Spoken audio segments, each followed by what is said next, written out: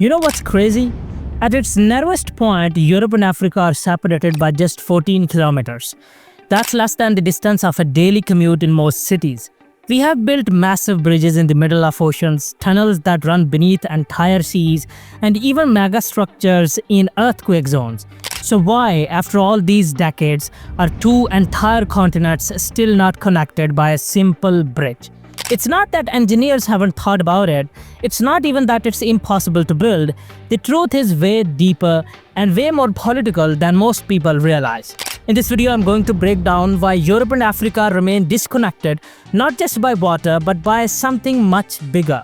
We'll look at the surprising geographical challenges, the billion-dollar political tug-of-war, and the uncomfortable truth no one wants to talk about. And at the end, I'll tell you the real reason this bridge may never happen, even if the technology is ready. Let's get into it. You'd think geography would be the easy part, right? I mean, at its closest point, Europe and Africa are just 14 kilometers apart. That's the distance between Spain and Morocco across the Strait of Gibraltar. On paper, it sounds like an easy win for modern engineering. After all, we have built bridges that are much longer. The Hong Kong-Zhuhai-Macau bridge spans 55 kilometers, so why not here? Well, the problem lies beneath the surface, literally. The Strait of Gibraltar isn't just a narrow body of water, it's a deep and turbulent one.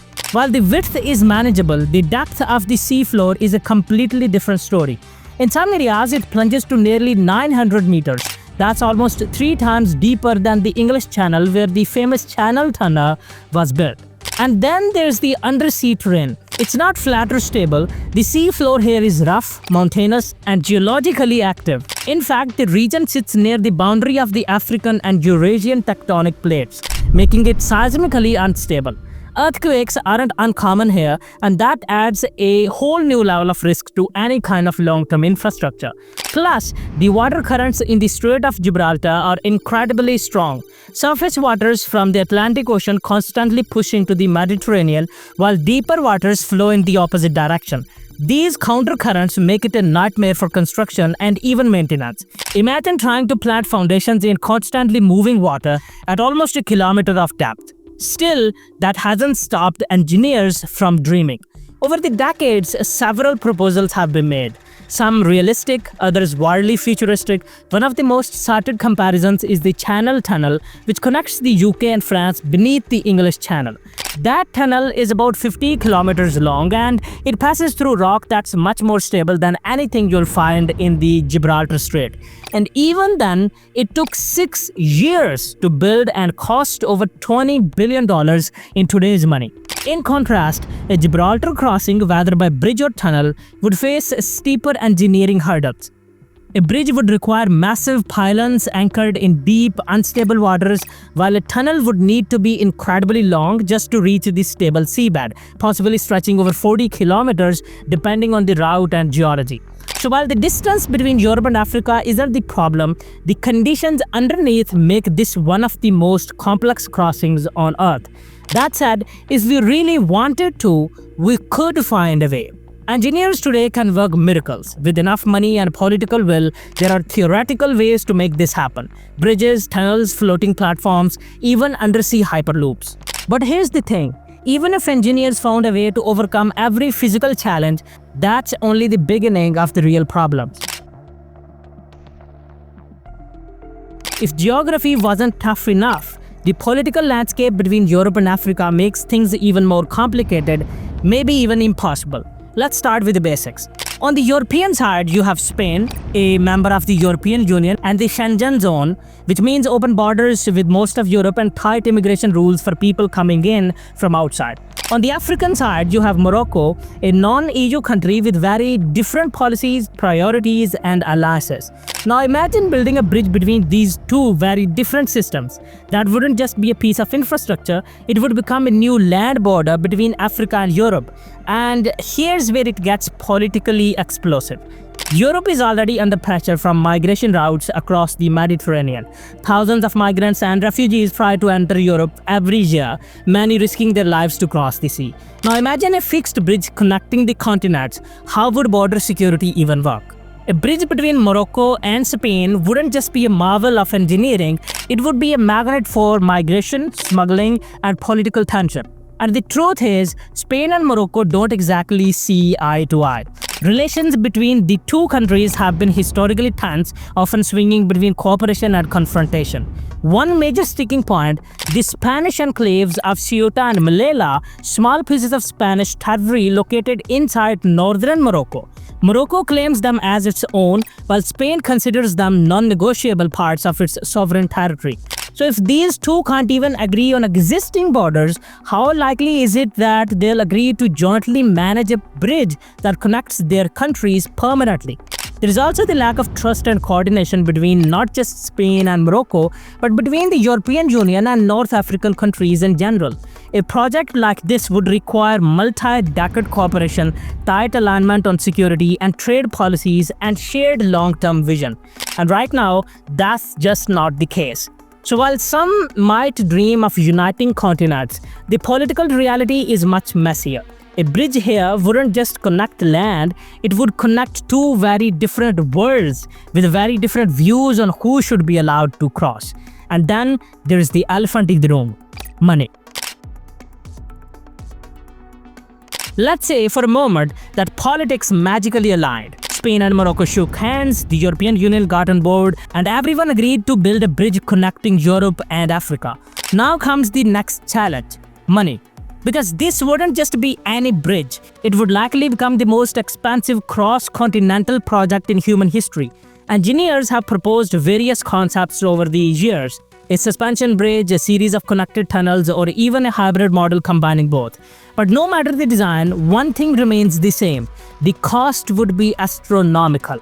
Experts estimate the price tag to be anywhere from $20 billion to $50 billion, possibly even more. That's before you factor in years of delays, political disputes, environmental studies, and rising construction costs. Let's put that into perspective. The Öresund Bridge, which connects Sweden and Denmark, cost around $4 billion to build, and that's over a relatively shallow strait with far fewer technical and political complications. Then there's the famous Channel Tunnel linking the UK and France. That one cost over $20 billion in today's dollars, and it was a massive engineering success. But it still took over 6 years to build and struggled financially for decades before finally turning a profit. Now take those projects and multiply the difficulty. Because the Strait of Gibraltar isn't just wide, it's deep, with some parts plunging to 900 meters, and it's located in a seismically active zone with dangerous undersea terrain and powerful currents. Building a bridge or tunnel here means tackling extreme underwater depth, unpredictable geology, high winds and shifting sea currents, and a construction timeline that could stretch over decades. And that raises a critical question: who would pay for this? Spain wouldn't want to foot the bill alone. Morocco couldn't afford it. The European Union might hesitate to fund a mega project that primarily benefits migration and trade with non-member states. And private investors, they'd want to see a return on investment. But here's the problem: there is no guarantee that this project would be profitable. Sure, it could boost tourism, create jobs, and improve trade routes, but would it generate enough daily traffic, freight, cars, or passengers to justify the billions poured into it? And what about maintenance costs in one of the harshest marine environments in the world? Without a strong, predictable financial return, the dream starts to look like a money pit. A risky, decades-long gamble that might never pay off. And that's not even the full story. Because even if we somehow found the money, even if we solved the politics and the engineering, there is still one invisible barrier we haven't talked about: security. Now let's talk about something that rarely makes it into the headlines but plays a massive role behind the scenes: military strategy. The Strait of Gibraltar isn't just a narrow gap between continents, it's one of the most strategically important waterways on the planet. Every year, thousands of cargo ships, oil tankers, and naval vessels pass through this corridor, connecting the Atlantic Ocean to the Mediterranean Sea. And guess who controls this critical choke point? Spain, a NATO member, and by extension, the entire NATO alliance. Now imagine this: you build a massive permanent structure, a bridge or a tunnel that connects Africa to Europe. Sure, it helps with trade and travel, but it also introduces a new vulnerability. In times of war or political instability, such a fixed crossing becomes a target. It could be used to move troops, smuggle weapons, or, in the worst case scenario, be destroyed or hijacked during a conflict. From a military perspective, a bridge across the strait is not just infrastructure, it's a liability. Right now, naval forces can control who passes through the strait by sea. But if you build a land route, even if it's limited to rail or cars, you're opening up an entirely new front that's far harder to monitor and secure. Let's not forget the threat of terrorism. Europe has faced multiple terror attacks over the past 2 decades. If a bridge like this existed, it could become a high-profile target. It would only take one major incident to cause mass panic, disrupt transportation, or even cripple regional economies. The symbolic impact would be massive, 2 continents shaken by a single act. And then there's the intelligence community. Agencies across Europe are well aware of the security risks that come with uncontrolled movement. A bridge would make it much harder to regulate who's entering from where. Even with checkpoints and surveillance, it's still more accessible than the open sea. This is why many military and defense officials oppose the idea of a fixed crossing. Not because it can't be built, but because it changes the balance of control. It ties 2 very different continents together permanently, and that scares people. Especially when you consider the wider geopolitics. A land connection could shift power balances, redirect trade, and alter migration routes. It could even be used for strategic leverage by whichever side controls it at the time. So yes, a bridge sounds like a beautiful symbol of unity, but from a defense point of view, it's a giant, permanent, undefendable weakness. And that brings us to the final and most uncomfortable question of all. So why is this such a big deal? Because this bridge isn't just concrete, it's symbolic. By now, it should be clear, this isn't just about concrete, steel, or blueprints. This isn't just a bridge. It's a borderline between 2 worlds. On one side, you have Europe, wealthy, industrialized, part of the global north. A continent known for stability, prosperity, and political power. On the other side, you have Africa, rising, resource-rich, full of potential, but still facing deep-rooted challenges of poverty, inequality, and political instability. The global south. The Strait of Gibraltar may only be 14 kilometers wide, but it represents something much bigger. A psychological and cultural divide that's existed for centuries. If you ask someone in Europe why we don't have a bridge, many won't talk about engineering or money. They'll talk, often quietly, about migration, security, or what kind of people might come across.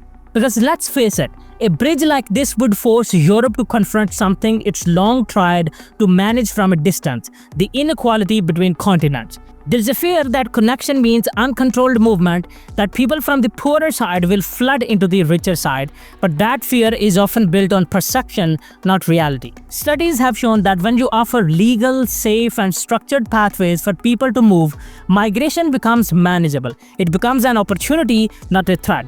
But here's the thing most people won't admit. A bridge threatens the status quo. It challenges centuries of colonialism where Europe extracted resources from Africa while keeping the people at arm's length. It questions the deep, often unspoken belief that Europe and Africa should remain separate because they are too different. It even challenges the idea that borders are fixed, impenetrable lines, when in reality, they're just lines we have drawn on a map to separate us from them. So when we ask, why isn't there a bridge between Europe and Africa? We are not just asking about construction and cables. We are asking, are we ready for actual connection? Not just physically, but socially, economically, culturally. Because this bridge would mean more than moving cars and cargo. It would mean facing the imbalance between 2 worlds and deciding what to do about it. And that's not easy. In the end, the gap between Europe and Africa isn't just 14 kilometers, it's centuries wide. So yes, a bridge could technically be built, the materials exist, the engineering is possible, but the real question is, do we actually want it?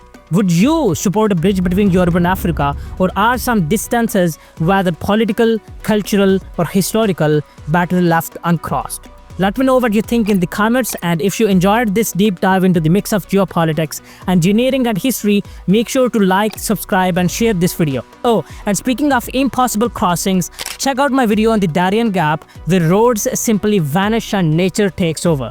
And thanks for watching, mate. Bye.